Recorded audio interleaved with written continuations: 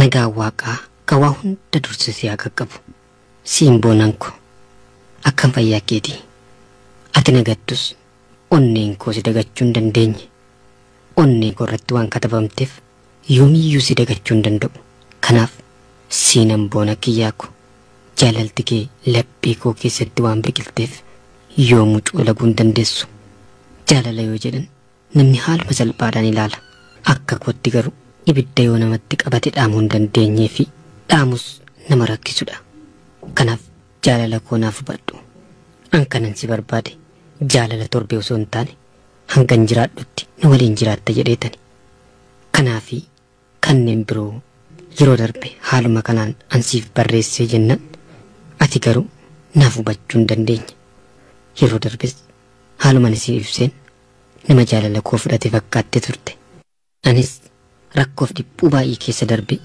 baatii 5 ol ergan turee booda dhufeen ijaansi arguuf wantan dirqameef dhufeen ijaansi arge asis haalaan na simachuudhaan na geggeessite garuu ergansi biraa galee karaa ergaa moobaayiliitiin anis sittan guddadha waan ta'eef achuma barbaadadhu kan jiru naaf ergite barbaadadhu jettee barbaaduu sin dhaqne osoo naan barbaaddee durayyuu nan dhabne wantan si barbaadeef durseetan siif hime kanan si barbaadeef sittan himaa bari ani hin barbaadu kan hin yaanne bori ani kaayyoon qabaa kaayyoo isa borii jaalala jechuun hiika baay'ee qaba biyya keessanitti hiika biraat qaba sirreessimaaf daba yaafu kan koofkee dubbiidhaan hin dhumu kitaabaan maxxansaa barreessitanisu guyyaa hin boqodhu onneen na uffallaala galgala yommuun ga'u sammuu tolla gala tokkittuma kana dhagayaa adara rakkadhee jaalalaan fagaadhee halaala maaloo lammiiwwan koomee malanaa mala isin qopheessitoonni dambalii jaalala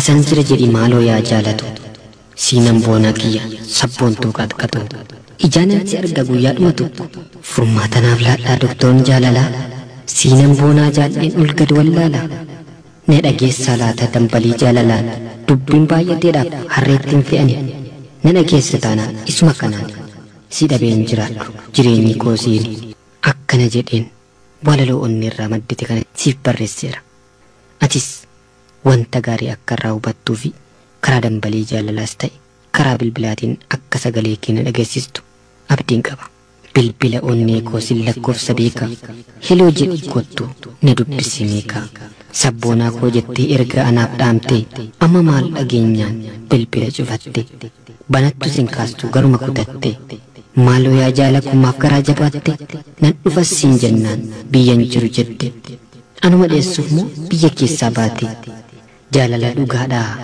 bar fageenyin daangessu anisumaaf jedhee lubbuu of balleessu guyyaa tokko dhuftee na arguu hin dandeessu jaalallee koo siinan boonaadhaafi si waama yaabontu mana jaalalidha nama biraan qabu siinatti bareeda fuula kee as deebisi bifa kee bareeda mandarina mango silalenga mada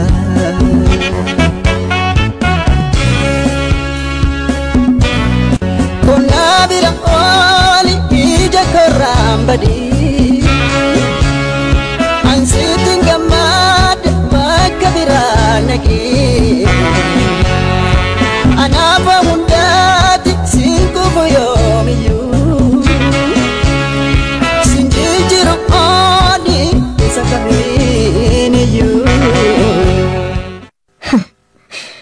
ay addunyaa kanarratti osoo dhalachuun koo afeera ta'e maal ta'a ture dhalachuu beeku malees waan nama quunnamu hin beekan yeroo tokko tokko carraan baay'ee nama rifachiisu nama quunnamuu danda'a yaa qopheessitoota qophii dambalii jaalalaaf dhaggeeffattoota qophii dambalii jaalalaa tarii maaltu ishee quunnamee naan jechuu dandeessu ta'a laata waan uumamu kootti na gaabbisiisetu jira maal godhu namatu gaarii barbaada malee gaarii naman barbaadu ay atillee akkam biyya dhaladhe keessatti salphadhe iji koo lafa laalu na gootee teessaka ija riyyaa kubaachuun dadhabe maqaa abbaa koof haadha koon balleesse maaloo asumarraanin abbaa koof haadha koo dhiifama gaafadha Darajju maal garuu ati dhala namaa miti laata? Gara jabeenya kee yeroon laalu nama keessaa waan baates natti hin fakkaatu. Dhugaa Waaqaati nama ta'uu kee illee baay'een shakke. Ati baay'ee gara jabeessaaf sobduudha. Garuu Rabbi kan hojii keessiif kenne guyyaa tokko immoo ija koo na agarsiisaa laata?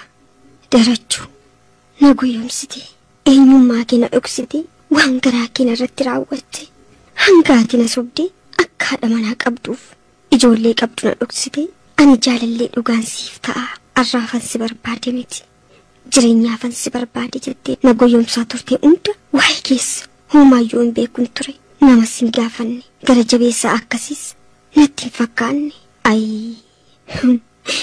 baay'ee na sobde maal garuu ati waaqan sodaattu aduun gaafa bara 2004 fulbaana 16 guyyaa jimaataa baate sun anaaf dukkana homtuu keessatti hin argamne ture. Guyyaa sana dhukkubsadhee mana yaalaan deeme doktoriin na ilaale akka garaatti na haafe natti hime lafan jiru wallaale laftan irra dhaabachaa ture osoo baqaqee gadi na liqimseera ta'e maal ta'a ture laata garanitti ba'u wallaale nan roomme imimmaan akka lolaa gannaa toora qabatee narra gad dhangala'e boquun koo lafa laale achumaan cabee hafe furmaata koo wallaale maatii koof.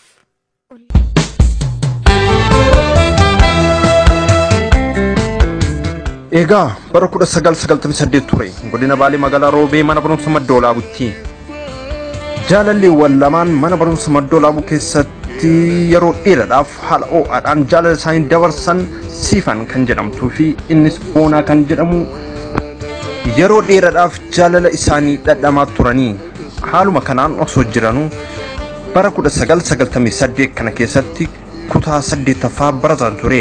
Kutaa 8ffaan qorumsi biyyoolessaa dhumatee dhuma isaa irratti barattoonni boqonnaadhaaf karaa maatii isaaniitti akka deebi'an himame. Yeroo kana Siifanii fi Boonaan hedduu gaddanii daqiiqaa takkaaf addaan ba'uu hin barbaanne. Kana duras taanaan wal malee hin deeman, wal malee hin qo'atan, wal malees hin galan. Amma garuu dirqiin dhufee gargar baasuuf jira. Isaanis homaa gochuu waan hin dandeenyeef imimmaaniin gargar ba'anii.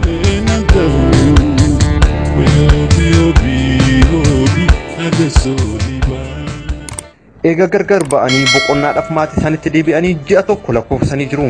Wal arguudhaaf kan hafe ji'a tokkodha. Obsuu hin dandeenye Boonaas ta'ee Siifan. Silalu sin algo sewamun awatu nadura faga bika ati jirtu. Silalu sin algo sewamun awatu nadura faga. Boonaan karaa isiitiin argatu mala tokko baafate innis karaa maatii isiitti deemuudhaan isii gaafatudha. Garuu maalan jedhe deema? Isii eessatti beektu Boonaan jedhanu jedhee of keessa gaggaragarchuudha yaada. Haa ta'u malee malli inni qabu maatii bira deemee isii arguudha qaba. Kanaafuu malli biraa akka isa baasu hin jiru.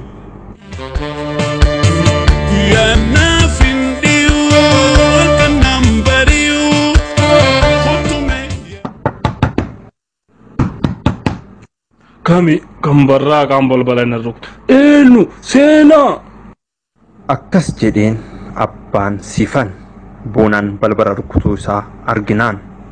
Boonaanis ol seenee afaan sodaatiin akkas jedheen abbaa Siifaniin. Ana hiriyaa Siifanii mana barumsa tokko barannaa Siifaniin kitaaba tokko irraa fudhachuu barbaadeyyuu argatuun hin danda'a? Injirti Siifayyaa turi alako Siifan ko ala kana namni si barbaada jedhee waameef abbaa Siifan. Siifanis nama isii waame beekuu baattus nama san dubbisuuf yookiin arguuf fiigaa gadi baatee yeroo gadi baatu kan fuuldura isii dhaabbatee jiru jaalallee isii yeroo dheeraadhaaf waliin jiraatte Boonsaa ture. Waan harkaa qabdu gad dhiiftee ni rifattee Boonsaa koo maal si gargaaru maal feete jetteen. Abboon sanis jalaa fuudhuudhaan akkas jedheen. Siifan kitaaba tokko soqee dhufeeyyu kitaaba akkas jedhu qabdaa? በጣም ናፍቀሽኛል አንቺ ግን ደህና ነሽ ሰላም ነሽ ምን ነው በእናትሽ እንደዚህ ጨከንሽብኝ ከጀሉ ቀብዳ ጀሌን ታበከስ ጀሉን ቀቡ አከነ ጀሉ ሲገኑ የኔ ቆንጆ አንተም ሰላም ነህልኝ አይደል በጣም ናፍቀሽኛል እንዴት ልውጣ አባቴ ከለከለኛል በእናትህ እኔም እኮ ወድሃለሁ ትምህርት ተከፈት እንገናኛለን ክታባ አከስ ጀሉ ሲገኑ ይሰቆፈን ቀባ አከስ ጀቻ አባን ሲፈን አካ አፋን አማሪፋን ቤንት ያሶ waliif dhaamsoo fi dabarfatu garuu abbaan siifan akkas jedheen. Siifuutoo adaati barattuu cimtuudha kitaaba kana mara beeyta. Intalato jabaadhu garuu kitaabni tokko si hafee jira. Abbaa koo kitaaba kamtu naaf immoo jetteen siifan jalaa fuute. Kitaaba abbaatee Gejjaanoo kan suusur wasdeenyi xifaa kan jedhu bichaa wallaaltee.